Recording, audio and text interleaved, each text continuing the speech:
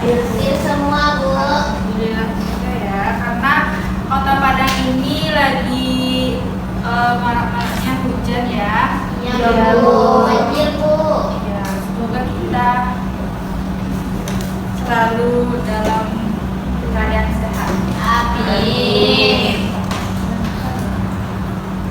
Nah, sebelum kita mulai pembelajaran, marilah kita berdoa terlebih dahulu menurut kepercayaan masing-masing.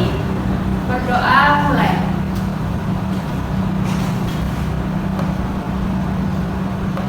Berdoa selesai. Nah, tunggu sebentar ya.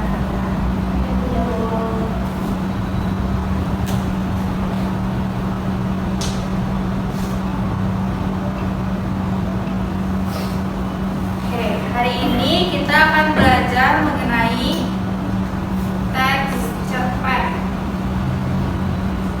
Nah, sebelumnya, apakah ada dari Anda yang sudah pernah membaca atau menulis cerpen? Sudah. Tunggu sebentar ya.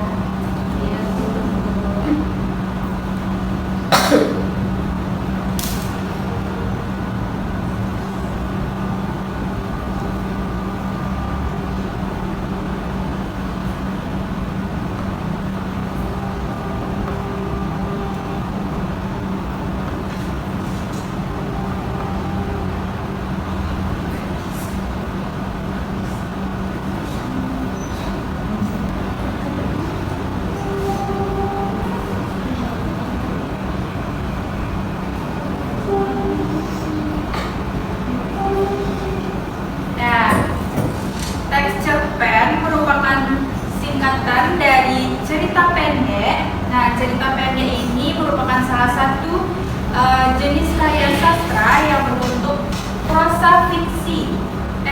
Fiksi, maksudnya isi cerpen ini bukanlah kejadian nyata, melainkan hanya karangan atau imajinasi si penulis ini. Selanjutnya itu ada ciri-cirinya. Nah, ciri-cirinya tadi seperti yang saya sebutkan, ceritanya itu fiktif. Nah, maksudnya bukanlah cerita yang kejadiannya nyata, tetapi cerita itu dibuat berdasarkan imajinasi si penulis tadi. Yang kedua itu ada jumlah katanya sedikit. Nah, pada cerpen ini jumlah katanya itu kurang dari 10.000 kata. Biasanya cerpen ini bisa dibaca dalam sekali duduk. Nah, yang selanjutnya keterbatasan tokoh atau karakter. Nah, karena cerpen ini jumlah katanya yang sedikit tadi, maka tokohnya itu juga terbatas. Misalnya ada dalam satu cerpen itu cuma ada 3 atau 2 tokohnya. Selanjutnya struktur dari cerpen. Nah, yang pertama itu abstrak. Nah, abstrak ini berisi rangkuman isi dari cerita. Ini bersifat opsional ya. Bisa ada dan bisa tidak. Nah, rangkuman inilah nanti yang akan dijabarkan menjadi sebuah cerita. Selanjutnya itu ada orientasi. Nah, orientasi di sini yaitu pengenalan tokoh, latar, dan alur di awal ceritanya, bagaimana alurnya. Selanjutnya ada komplikasi. Nah, komplikasi ini bagian muncul masalah atau konflik dari cerita tersebut. Selanjutnya ada evaluasi. Nah, evaluasi ini si tokoh dari cerita tersebut berusaha untuk mencari solusi dari masalahnya. Selanjutnya ada resolusi. Nah, bagian resolusi ini di mana si tokoh itu mulai mendapatkan solusi dari masalah yang dihadapinya. Yang terakhir itu ada koda. Nah, koda ini bagian dari amanat atau pesan moral yang ingin disampaikan penulis melalui cerita tersebut.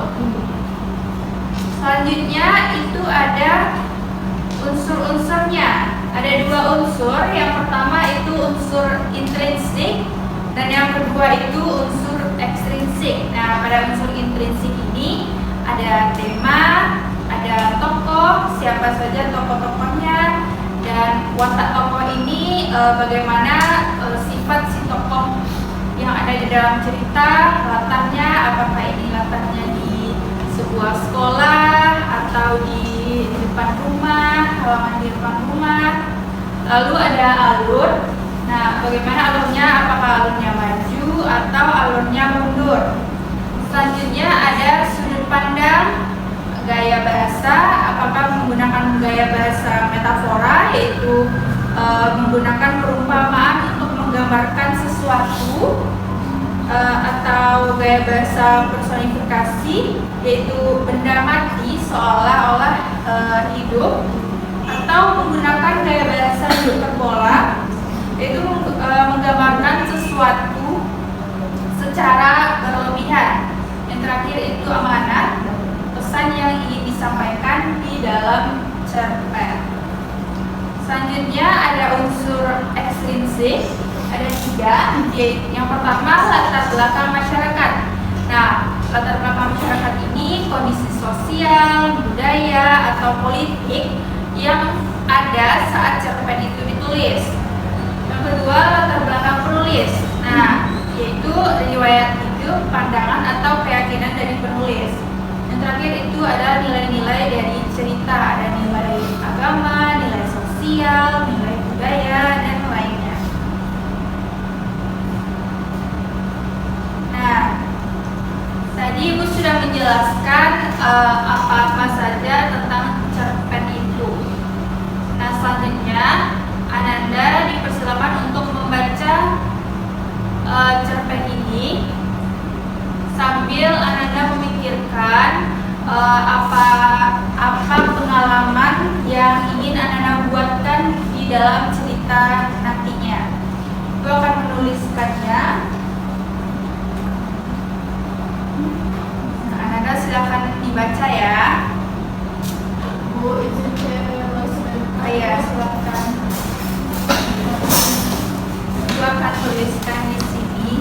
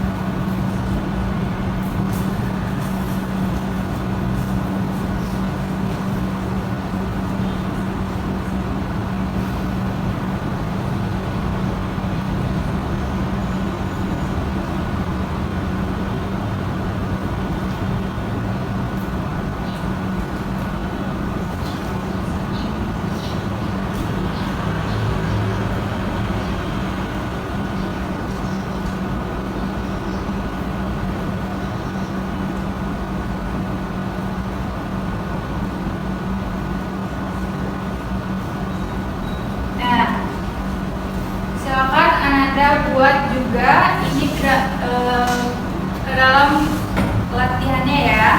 Ibu beri waktu sekitar 20 menit sambil membaca cerpen di depan.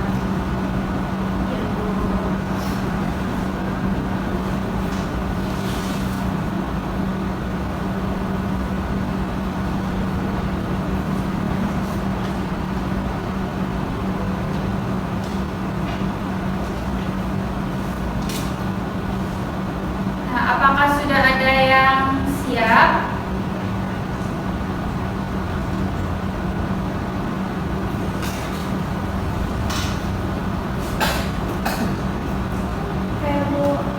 Oke, silakan Zahwa bacakan. Yang pertama, pengalaman yang ingin saya buatkan menjadi cerita yaitu pengalaman saya pergi ke pertunjukan sirkus. Lalu yang kedua, tokoh utamanya adalah Andi dan Nina.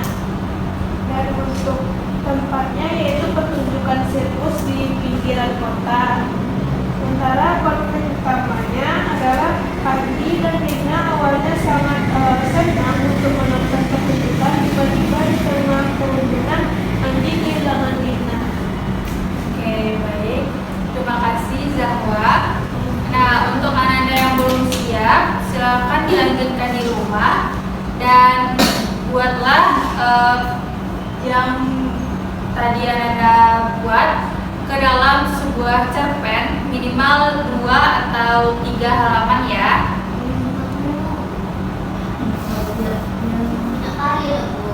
Atau 2 halaman deh. Oke, Bu. Nah, karena waktu jam pembelajaran kita sudah habis, nah Ibu tutup pembelajaran hari ini dengan mengucapkan alhamdulillah.